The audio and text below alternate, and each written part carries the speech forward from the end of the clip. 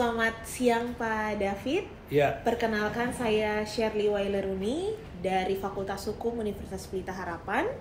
Izin Pak, dalam rangka penelitian kami bersama dengan Universitas 17 Agustus 1945 Surabaya, kami akan menanyakan beberapa hal kepada Bapak terkait dengan Otoritas Jasa Keuangan atau yang lanjutnya saya akan singkat dengan OJK. Terima kasih atas waktunya Pak David dan izin saya akan mengambil video terkait dengan wawancara kita di siang hari ini. Apakah Bapak setuju? boleh. Ya. Siap, terima kasih Pak. Langsung saja saya akan masuk kepada pertanyaan yang pertama ya Pak David ya. Untuk pertanyaan yang pertama ini mungkin sebagai introduction dulu tentang apa itu Otoritas Jasa Keuangan dan kurang lebih apakah ada landasan pembentukan dari Otoritas Jasa Keuangan ini sendiri? Ya. Jadi sebagaimana kita ketahui dengan disahkannya Undang-Undang 21 2011 tentang Otoritas Jasa Keuangan, maka berdirilah Otoritas Jasa Keuangan sebagai lembaga. Dan kalau mau kita lihat pasal 4 ya, di situ ada maksud dan tujuannya kenapa ini didirikan. Yang pasti kalau dari sisi konsumen ini untuk melindungi konsumen, tetapi juga sebagai pengaturan lebih khusus ya di bidang sektor jasa keuangan, ya pengaturan lebih khusus, lebih teratur ya kan, dan juga nantinya bisa melakukan pengawasan dan tadi saya katakan melakukan peraturan ya, membuat peraturan karena OJK bisa membuat peraturan, melakukan pengawasan dan juga penindakan dan sebagainya. Kira-kira itu yang menjadi landasan dan tujuannya adalah menciptakan sistem keuangan yang lebih supaya tumbuh berkelanjutan dan stabil. Oke, siap Pak. Selanjutnya Pak, saya akan masuk ke dalam pertanyaan kedua. Dari Undang-Undang Nomor 21 Tahun 2011 tentang Otoritas Jasa Keuangan, kira-kira apa-apa saja yang diberikan mandat ini OJK ini terkait dengan fungsi dan tugas dasar OJK dari Undang-Undang Nomor 21 Tahun 2011 ini Pak?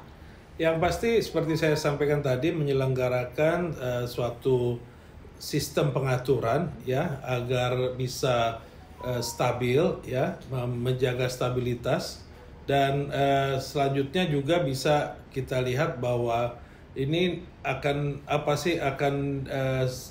pengaturan ini mau dikemanakan, tentunya harus ditaati. Dan kalau misalnya tidak ada yang taat atau ada yang melanggar, tentunya ada fungsi pengawasan di sini. Ya, jadi dia juga membuat pengaturan, membuat pengawasan dan ya tadi tujuannya memelihara stabilitas tentunya sesuai dengan kewenangannya dan melindungi konsumen ke depan. Kemudian kita bisa lihat lagi ruang lingkupnya yaitu di sektor jasa keuangan ya, tentu luas ya, perbankan, pasar modal, perasuransian, pembiayaan ya, dana pensiun ya, dan juga ada yang baru mungkin kita lihat modal ventura, keuangan mikro dan lainnya. Oke, siap Pak. Berarti OJK memang cukup luas ya Pak, dari berbagai sisi terkait dengan jasa keuangan diiniin oleh OJK. Lebih lanjut Pak, 12 tahun setelah lahirnya OJK kemudian ada undang-undang yang baru, Undang-Undang P2SK tentang pengembangan dan penguatan sektor jasa keuangan, diundangkan melalui Undang-Undang Nomor 4 Tahun 2023. Cukup baru sih Pak undang-undang ini. Nah, undang-undang ini sendiri kemudian dalam metode Omnibus Law dia juga mengatur atau meregulasi tentang OJK ini sendiri.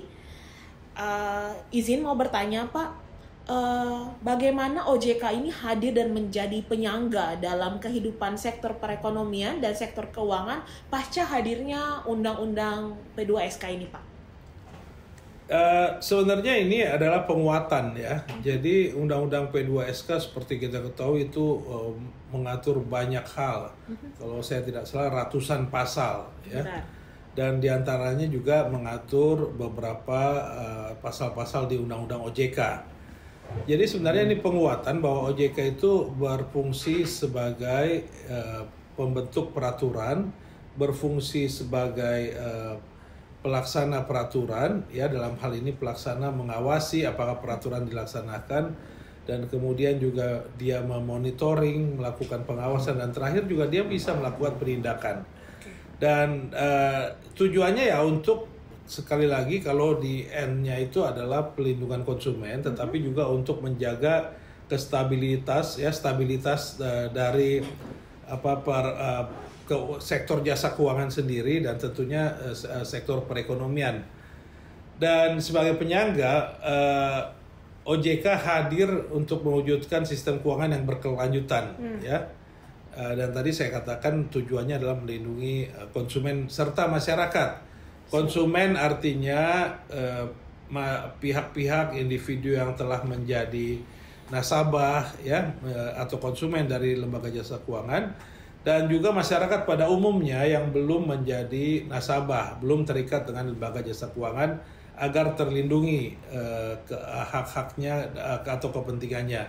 Misalnya tidak mudah ditipu dengan investasi bodong dan sebagainya. Siap Pak, berarti kalau mungkin saya bisa resume sedikit, mungkin OJK ini hadir untuk mengatur, mengawasi, melindungi stabilitas sistem keuangan menuju industri keuangan yang sehat. Apakah benar seperti itu Pak? Iya, ideal ya, memang seperti itu. Walaupun kalau kita lihat industri keuangan sekarang juga dipicu, ya, perkembangannya dipicu dengan perkembangan dari sistem elektronik, dan ini yang kadang-kala bisa merugikan masyarakat kalau disalahgunakan. Jadi peran OJK ini penting, ya, ketika sistem elektronik di industri jasa keuangan ini sudah makin marak dilakukan. Benar ya Pak, berarti harus juga fleksibel dengan kemajuan zaman ini ya Pak ya. Nah Pak, berbicara tentang Undang-Undang P2SK ini sendiri, di dalam regulasi tentang OJK yang ada dalam Undang-Undang P2SK, itu OJK diberi kewenangan sebagai lembaga independen, namun juga dia bertindak sebagai lembaga tunggal yang mengatur tentang yang dapat menyelenggarakan penyidikan sebagai lembaga tunggal pada sektor tindak pidana jasa keuangan. Menurut Bapak ini seperti apa? Ya, sebenarnya seperti saya sebutkan di dalam pasal 1 angka 6 Undang-Undang P2SK nomor 4 2023, itu ditekankan lagi bahwa OJK itu lembaga independen yang mempunyai fungsi, tugas, dan wewenang pengaturan, ya, kemudian pengawasan. Arti pengawasannya itu dia mengawasi peraturan-peraturan yang sudah dia buat. Kemudian juga pemeriksaan terhadap adanya dugaan pelanggaran, dan tentu dilanjutkan dengan penyidikan, dan juga nanti ada penindakan. Dan ini semua menjadi komponen yang penting dalam pelaksanaan good governance. Ya, jadi kewenangan itu sudah tepat diberikan ke OJK, dalam hal ini penyidik OJK. Jadi penyidik ini ditetapkan di dalam pasal 49 ayat 5 Undang-Undang P2SK, di mana penyidikan atas tindak pidana di sektor keuangan, ya, hanya dapat dilakukan oleh penyidik otoritas jasa keuangan. Ketentuan lebih lanjutnya harusnya bisa diatur oleh OJK sendiri, karena dia bisa ada peraturan OJK maupun oleh peraturan pemerintah. Oke, siap Pak. Nah, tadi kan sempat kita bicarakan juga di awal bahwa Undang-Undang P2SK ini hadir untuk menuju industri keuangan yang sehat, begitu ya Pak ya. Nah, saya ingin bertanya terkait dengan adanya kewenangan dari penyidikan OJK ini sendiri. Bagaimana Bapak melihat hal itu sebagai kemandirian dari OJK dalam hal untuk mengembangkan dan menguatkan sektor jasa keuangan di Indonesia, Pak? Iya, sebenarnya kan penyidikan itu adalah langkah penyidikan dan penindakan itu langkah terakhir, ya, dalam hal kalau pelaku usaha jasa keuangan ini tidak bisa dilakukan pembinaan. Jadi ketika OJK membuat peraturan, ketika OJK mengawasi pelaku jasa keuangan, itu masih ada langkah-langkah untuk dia berubah perilaku, ya, atau misalnya kalau bisa dilakukan ganti rugi kepada nasabah, itu bisa dilakukan. Tapi kalau ketika sudah tidak bisa lagi, maka atau ada laporan-laporan, maka akan disidik, diperiksa, dan selanjutnya akan ditetapkan sanksi. Dan ini memang menjadi satu peran yang sangat penting bagi OJK, karena di OJK sendiri kan dari berbagai latar belakang pegawainya. Tentunya penyidiknya juga memiliki kemampuan yang khusus di bidang sektor keuangan ya. Jadi termasuk di dalamnya perbankan, pasar modal, pembiayaan. Jadi mereka mempunyai keahlian khusus di bidang itu, sehingga sudah tepat kalau di tadi pasal 49 ayat 5 disebutkan penyidiknya penyidik otoritas jasa keuangan. Dan kalau kita lihat ya, memang dengan adanya undang-undang P2SK ini di dalam penjelasannya tentang penyidikan ya, diatur juga bahwa dia itu melakukan konsep penegakan tidak harus dengan pemberian sanksi pidana seperti yang saya sebut tadi. Jadi dia bisa melakukannya dengan supaya di warning dulu ya, atau kalau kita dengar ada peringatan tertulis ya, kalau di OJK itu ada perintah tertulis misalnya. Jadi kalau memang bisa dilakukan itu tidak perlu lakukan penyidikan. Nah tentunya ini tujuannya untuk restoratif justice. Jadi pidana itu ultimum remedium ya, langkah terakhir ketika tidak bisa dilakukan pemulihan keadaan atau restoratif justice. Nah berdasarkan itu OJK mendapatkan perluasan kewenangan. Namun demikian mungkin nantinya ketika dalam melaksanakan penyidikan itu ada hal-hal di luar kekuasaannya, misalnya akan ada penyitaan dan lain-lain, itu diatur tersendiri selanjutnya. Oke, siapa kurang lebih sudah cukup banyak pertanyaan yang saya sampaikan kepada Bapak. Saya mengucapkan terima kasih banyak Pak atas waktunya. Sampai berjumpa, Tuhan memberkati. Terima kasih, Tuhan berkati. Selamat siang Bapak Agus Sutopo, perkenalkan saya Yovinka dari mahasiswa Magister UPH. Sehubungan dengan kegiatan penelitian kami yang merupakan bagian dari kerjasama antara Fakultas Hukum UPH dengan Universitas 17 Agustus 1945 Surabaya, mohon kesediaan Bapak untuk dapat kami interview terkait dengan penelitian kami. Apakah Bapak bersedia untuk dapat kami wawancarai? Boleh. Baik, terima kasih atas kesediaan Bapak.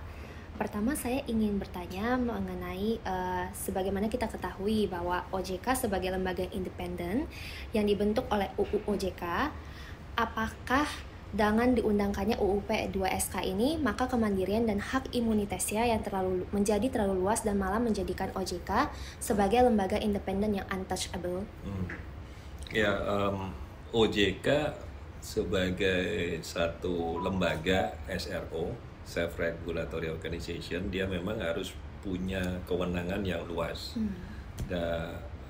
Karena dari dinamika dan dari perkembangan sektor jasa keuangan yang ada itu sangat dinamis ya, dan juga banyak mungkin didengar banyak kasus-kasus lah yang harus dijawab oleh OJK sebagai otoritas jasa keuangan yang berwenang di sektor jasa keuangan, termasuk dia lintas sektoral, bisa perbankan, bisa pasar modal, bisa IKNB, industri keuangan non-bank, di situ ada asuransi, dana pensiun, karena sangat luas, jadi memang OJK harus punya kewenangan yang luas, tapi yang kita harus juga memberikan batasan-batasan sehingga OJK bukan sebagai lembaga superpower. Artinya dia harus menjunjung asas-asas yang diamanatkan oleh undang-undang seperti independensi, kepastian hukum, kepentingan umum, keterbukaan, profesionalitas gitu. Jadi khususnya juga integritas dan akuntabilitas. Jadi OJK kalau dibilang dia independen wajib, tapi kalau dia untouchable harusnya dia punya norma-norma dan SOP sehingga dia segala sesuatu yang dilaksanakan itu sesuai dengan ketentuan yang berlaku. Baik, selanjutnya saya juga yang bertanya Pak, sebagai lembaga independen di mana Dewan Komisioner OJK itu diberikan hak imunitas melalui UU P2SK ini terkait dengan perbankan untuk tidak dapat digugat atau dilaporkan atas dasar good faith yang bersifat subjektif. Apakah ini dapat memicu penyelewengan? Jadi kalau kita bicara good faith atau bahasa Indonesianya itu itikat baik ya, Jadi teorinya itu bilang bahwa itikat baik itu diasumsikan dan itikat jahat itu harus dipersangkakan. Makanya kalau seseorang melakukan tindak pidana itu kan sebagai tersangka dan perbuatannya itu saya kembali ke itikat baiknya ya. Itikat baiknya itu memang diasumsikan sampai dia terbukti melakukan kejahatan atau melakukan suatu perbuatan melawan hukum.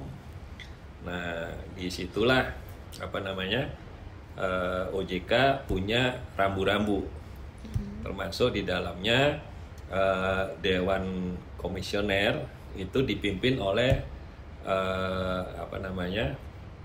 Ketua OJK, dan Ketua OJK ini sebagai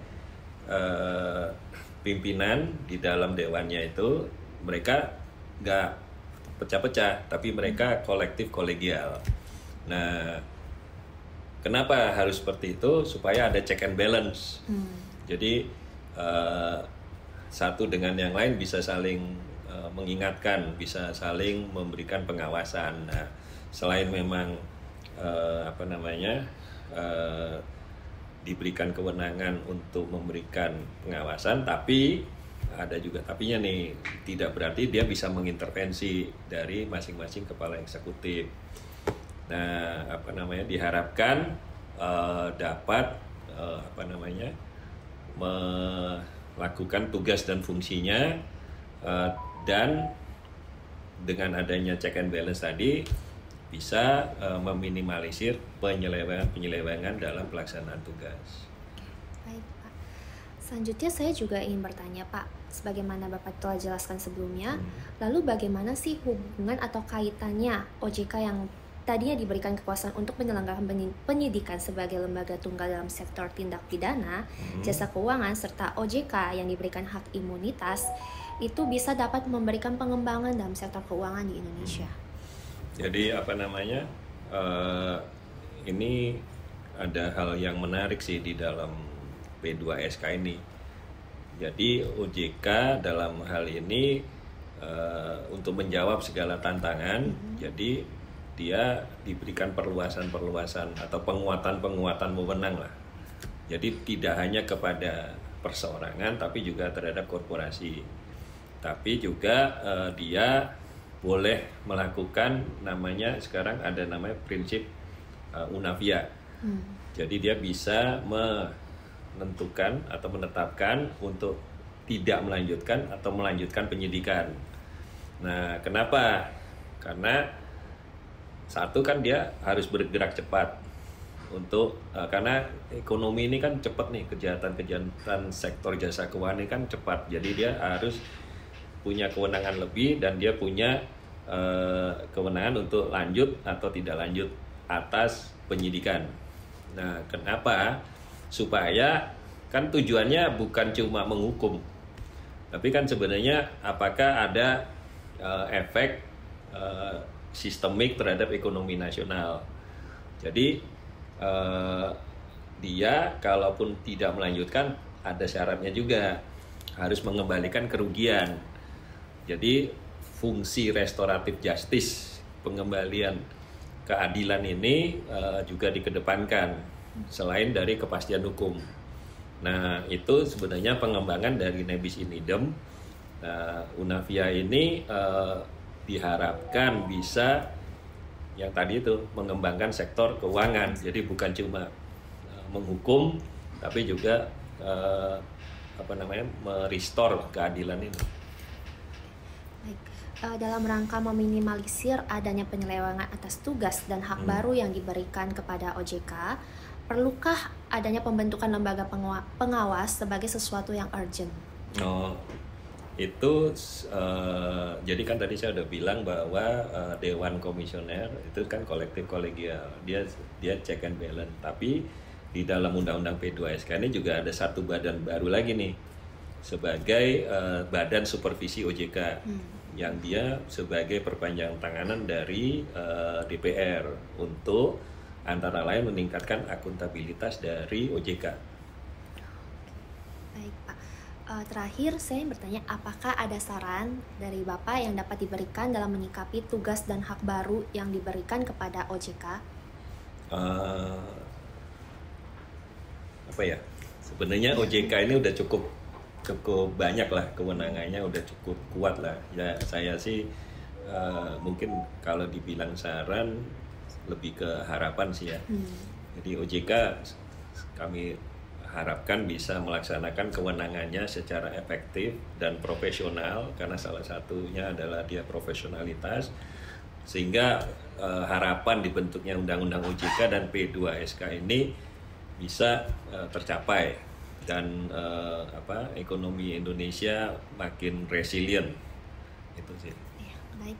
Terima kasih Bapak atas waktunya. Oke, masih.